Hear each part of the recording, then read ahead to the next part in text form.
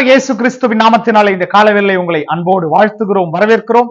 கர்த்தர் உங்களை ஆசீர்வதித்து நடத்துவாராக. இன்றைக்கும் நாம் தியானிக்கிற தேவ வார்த்தை 1 யோவானுக்கு எழுதின நிருபம் 4வது அதிகாரம் 4வது வசனம்.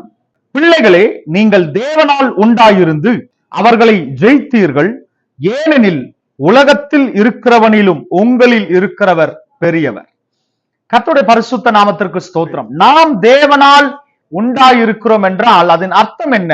அவருடைய கையினாலே அந்த ஏதேன் தோட்டத்திலே ஆதாமை எப்படி கர்த்தர் உருவாக்கினாரோ அதை போல கர்த்தர் உண்மையாகவே நம்மை உருவாக்கி அவருடைய ஜீவ சுவாசத்தை வைத்திருக்கிறார். இது மாம்சத்திலே.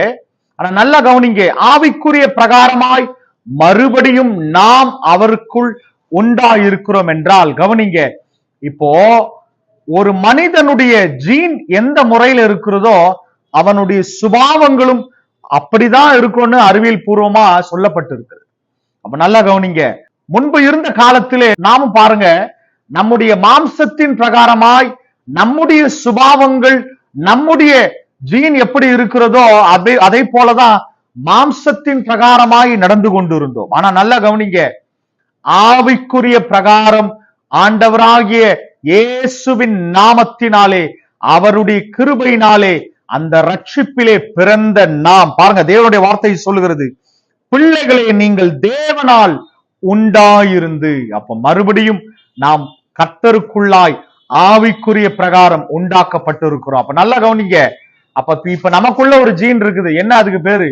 ஆண்டவராகிய இயேசு கிறிஸ்துவின் ரத்தம். பாருங்க, அந்த இயேசு கிறிஸ்துவின் ரத்தம் நமக்குள்ள வந்த போது இப்ப நம்முடைய பழைய சுபாவெல்லாம் கர்த்தர் மாத்திட்டாரு.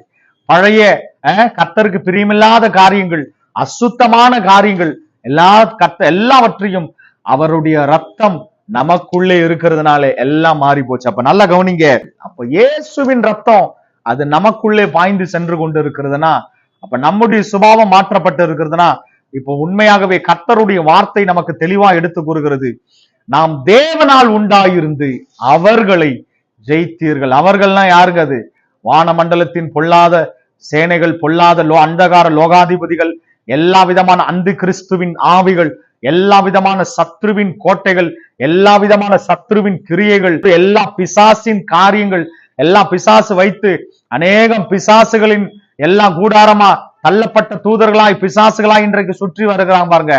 அந்த கூட்டத்தை எல்லாம் நீங்கள் ஜெயித்தீர்கள் என்று கர்த்தருடைய வார்த்தை சொல்லுகிறது. பாருங்க, அப்ப நல்லா கவனிங்க, அப்ப நாம் தேவனால் உண்டாயிருக்கிறோம் என்றால் இயேசு கிறிஸ்துவின் ரத்தம் பிசாசின் சகல கிரியைகளை அழித்ததானால் நாம் அந்த இயேசுவின் ரத்தத்தினால் மறுபடியும் ஆவிக்குள்ளே பிறந்திருக்கிறோம் என்றால் அவர்களை ஜெயிப்போம். ஆமென். அப்ப அத கர்த்தருடைய வார்த்தை அப்படிதான் சொல்லி கொடுக்குது. பாருங்க, அவர்களை ஜெயித்தீர்கள், ஏனெனில் உலகத்தில் இருக்கிறவனிலும் உங்களில் இருக்கிறவர் பெரியவர். ஆமென்.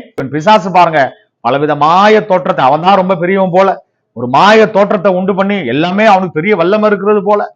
ஏன்னா அவனுக்கு ஒரு பேர் இருக்கு, அவன் பொய்யனும் பொய்யுக்கு பிதாவுமாய் இருக்கிறான். அவன் சொல்றது எல்லாமே பொய் தான், பொய்யுக்கு அவன் பிதாவா இருக்கிறான். அப்ப நல்ல கவனிங்க, இந்த காலவேளையிலே அருமையான தேவ பிள்ளைகளே, அவன் என்ன பொய்யான வாக்குறுதிகளை சொன்னாலும் சரி, ஒரு பலவிதமான பொய்யான காரியங்களினால உங்கள் இருதயத்துல அவன் அநேக காரியங்களை சொல்லி உங்களை பயமுறுத்தணும்னு நினைச்சாலும் சரி, அப்படிப்பட்ட நேரத்துல ஒரே ஒரு வார்த்தையை சொல்லுங்க, இந்த வசனத்தை சொல்லுங்களேன், உலகத்தில் இருக்கிறவனிலும் எங்களுக்குள் இருக்கிற இயேசு பெரியவர். அல்லேலூயா. எத்தனை பேர் சொல்ல போறீங்க? ஆமென் சொல்லுங்க. இப்ப நிச்சயமாகவே நாம் இந்த உலகத்தின் மாம்சத்தின் பிரகாரமாய் சுய ரத்தத்தினால் அல்ல, இயேசு கிறிஸ்துவின் விலையேற பெற்ற ரத்தத்தினாலே நாம் கழுவப்பட்டிருக்கிறோம். அவருடைய ரத்தத்தினாலே நாம் புதிதாய் பிறந்திருக்கிறோம், அவரால் உண்டாக்கப்பட்டிருக்கிறோம். ஆமென். விசுவாசிக்கிறீங்களா?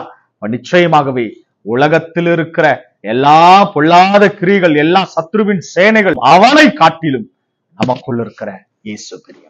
ஆமென்.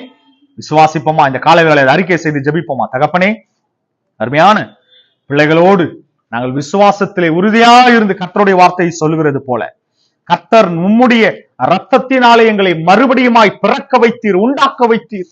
நிச்சயமாகவே எல்லா பிசாசின் கிரியைகளை அழிக்கும்படியாய், அவர்களை ஜெயிக்கும்படியான அந்த அதிகாரத்தை, பலனை கர்த்தர் எங்களுக்கு தந்திருக்கிறீங்களா?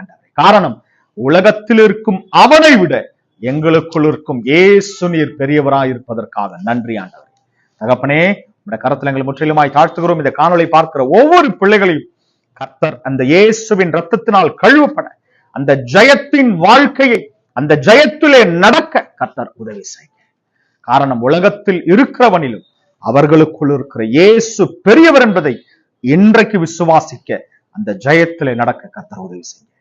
தொடர்ந்து ஆசீர்வதிங்க, தொடர்ந்து கனப்படுத்துங்க, பலப்படுத்துங்க. இயேசுவின் நாமத்தில் பிதாவே, ஆமென்.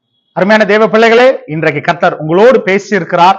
கர்த்தருக்குள் நிலைத்திருங்கள். உலகத்தில் இருக்கிறவனிலும் நமக்குள் இருக்கிற தேவனாகிய கர்த்தர் அந்த இயேசு அவர் பெரியவராய் இருக்கிறார். ஆமென்.